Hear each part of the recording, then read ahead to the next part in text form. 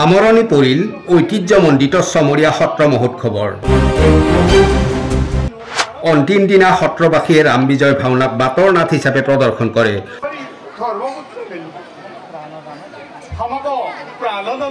সত্ৰস্থলীত কেইবা সহস্ৰাধিক ভক্তপ্ৰাণ ৰাইজৰ ভিৰ পৰিলক্ষিত হয়। দক্ষিণ কুলীয়া শ্ৰী শ্ৰী বৰবিষ্ণুৱাতাৰ থান হিচাপে পৰিচিত নৱবৈষ্ণৱ ধৰ্মৰ ঐতিহ্যমণ্ডিত কামৰূপৰ চমৰীয়া সত্ৰত সামৰণি পৰিল সত্ৰ মহোৎসৱৰ। সামৰণিৰ দিনা সত্ৰবাসীয়ে মহাপুৰুষ শ্ৰীমন্ত শংকৰদেৱৰ বিৰচিত ৰাম বিজয় ভাওনা বাটৰ নাট হিচাপে প্ৰদৰ্শন কৰে।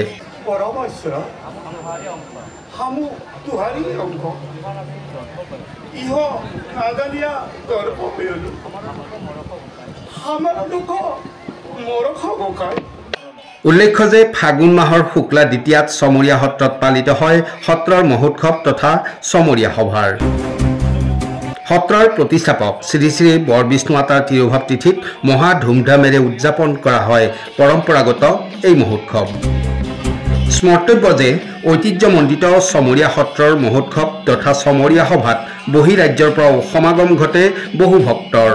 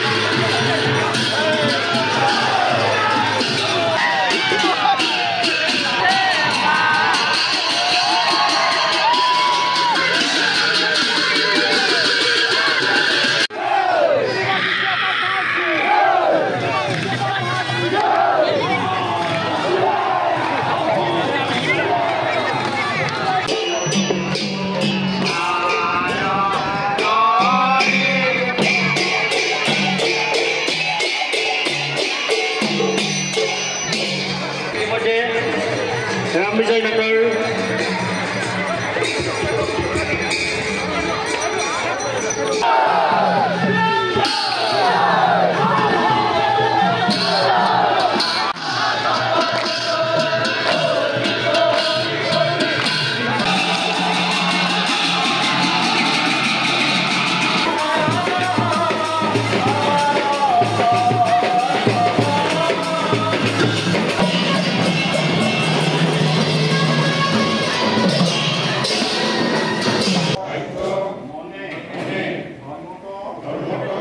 সেইকাৰণে দক্ষিণ কলৰ গুৰুজনৰ যিটো তিৰোগ্ৰাম তিথি সেইকাৰণে আমি সত্ৰৰ ভিতৰৰ পৰা গুৰু এখন ওলাই নি আমি তাত স্থাপন কৰোঁ, মানে কলিঘৰত এইটো দক্ষিণ মুৱাকে ৰখা হয়। আৰু গুৰু দুজনৰ যি তিথি আমি সত্ৰৰ ভিতৰত কৰোঁ তাতকৈ এই উৎসৱটো বহুত ডাঙৰ হয়। সেইকাৰণে গুৰু দুজন যাতে অপমানিত নহওক আৰু দক্ষিণ কুলৰ গুৰু হিচাপে আমি দক্ষিণ চাইডে লৈ যাই কলিঘৰত এই মানে মানে গুৰু এখন তাতে স্থাপন কৰোঁ। এইটো আমাক গোসাই ওলোৱা উৎসৱ বুলি কয় তাহানিৰ পৰা। গতিকে আমি পৰহি দিনা এইটো কৰিলোঁ, যোৱাকালি তেখেতক তিথি কৰিলোঁ, আজি সামৰণি।